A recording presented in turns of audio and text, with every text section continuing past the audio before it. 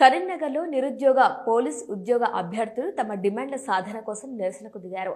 జిల్లా గ్రంథాలయం ముందు నిర్వహించిన ఈ కార్యక్రమంలో పోలీసు ఉద్యోగాల కోసం సిద్ధమవుతున్న యువతతో పాటు సామాజిక కార్యకర్తలు పాల్గొన్నారు.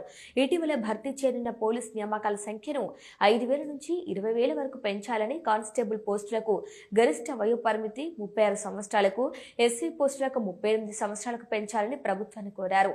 అలాగే రాష్ట్ర ప్రభుత్వం వెంటనే జాబ్ క్యాలెండర్ విడుదల చేసి నిరుద్యోగులకు స్పష్టత ఇవ్వాలని డిమాండ్ చేశారు. ఈ నిరసనలో కరీంనగర్ భారతీయుడు కోట శ్యామ్ కుమార్, బెల్లపు కరుణాకర్, శ్రీకాంత్, బాలు, సాయి తదితరులు పాల్గొన్నారు. తెలంగాణ రాష్ట్రంలో నిరుద్యోగుల పరిస్థితి ఎట్లయిందంటే పెనం మీద పోయి పొయ్యి మీద పడ్డట్టయితుంది. ఏ పార్టీని ఎన్నుకున్నా కూడా ఆ పార్టీ నిరుద్యోగులను మోసం చేస్తూనే వస్తుంది. అందుకే నిదర్శనం ఏంటంటే రేవంత్ రెడ్డి గారు ముఖ్య నిదర్శనం. ఎందుకంటే తను ఏం చెప్పారు, నిరుద్యోగుల వల్లే మా పార్టీ ఏర్పడింది, నిరుద్యోగులకు మేము అండగా ఉంటాం. తను చెప్పిన ఇది రాకముందు కూడా, కాంగ్రెస్ ప్రభుత్వం రాకముందు కూడా తను ఏం చెప్పారు, మీరు ఒక 30 లక్షల మంది నిరుద్యోగులు ఉన్నారు, మీరు తలా 2 ఓట్లు వేపియండి, 90 లక్షల ఓట్లు అయితే మా ప్రభుత్వం వస్తాయి, మేము నిరుద్యోగులకు అండగా ఉంటాము, మీరు కోరుకున్న విధంగా 2 లక్షల ఉద్యోగాలు మేము భర్తీ చేస్తామని ఆయన మాట ఇచ్చాడు. అదే చెప్తున్నా, మాట ఇచ్చిన మాట నెరవేర్చుకోవడం అనేది మనిషి యొక్క లక్షణం.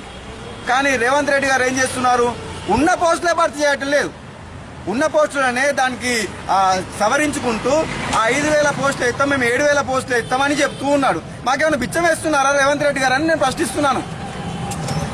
పోలీస్ డిపార్ట్మెంట్ లో జాబ్ కోసం ఎన్నో సంవత్సరాలకు కష్టపడుతూ, తల్లిదండ్రులు ఎంత తిట్టినా కూడా మేము పడుతూ ఇక్కడ కష్టపడుతూ హాస్టల్లో ఉండి చదువుకుంటూ ఈ రోజు నోటిఫికేషన్ వస్తాయి, రేపు నోటిఫికేషన్ వస్తాయి, ఎల్లుండి నోటిఫికేషన్ వస్తాయి. నోటిఫికేషన్ వచ్చిన వెంటనే ఒక కానిస్టేబుల్ అవ్వాలి, లేకపోతే ఒక ఎస్ఐ అయ్యాలని ఆలోచనతో యువకులు రాష్ట్రంలో కొన్ని సంవత్సరాలుగా పోరాటం చేస్తూ ఉన్నారు.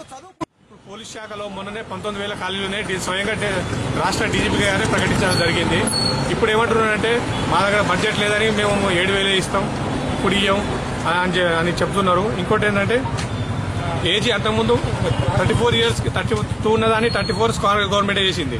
ఇప్పుడు అది జియో నెంబర్ 31 ఏజ్ అయిపోయింది, అది వ్యాలిడేట్ అయిపోయింది. సో అప్పుడు కాంగ్రెస్ గవర్నమెంట్ ఎప్పుడు 4 ఇయర్స్ అయిపోయింది. అప్పటి నుంచి మాకు ఒక్క నోటిఫికేషన్ కూడా లేదు. మీరు అన్నట్టుగా జాబ్ క్యాలెండర్ ప్రకారం మీరు ప్రతి సంవత్సరం మాకు ఒక జాబ్ ఇస్తే మేము ఏజీ రిలాక్షన్ అడగపోయే వాళ్ళం. ఇప్పుడు మీరు ఇవ్వకపోవడమే అడుగుతున్నాం. ఇంకోటి ఏంటంటే 19,000 ఖాళీలు ఉన్నాయి, వెంటనే దీన్ని భర్తీ చేయాలి. లేని పక్షాన జిల్లాల పక్షాన రాష్ట్ర వ్యాప్తంగా మేము భారీ ఎత్తున ఆందోళన చేస్తాం. ఇంకో విషయం ఏంటంటే మీరు మమ్మల్ని రాజకీయంగా వాడుకున్నారు. అదే ఏ విధంగా మీరైతే మమ్మల్ని వాడుకున్నారో అదే విధంగా మేము తిరిగి మిమ్మల్ని నెక్స్ట్ ఎమ్మెల్సీ ఇంకోటి ఎమ్మెల్సీ ఎలక్షన్ ఉంది. ఆ ఎమ్మెల్సీ ఎలక్షన్ లో ప్రతి డిస్ట్రిక్ట్ లైబ్రరీ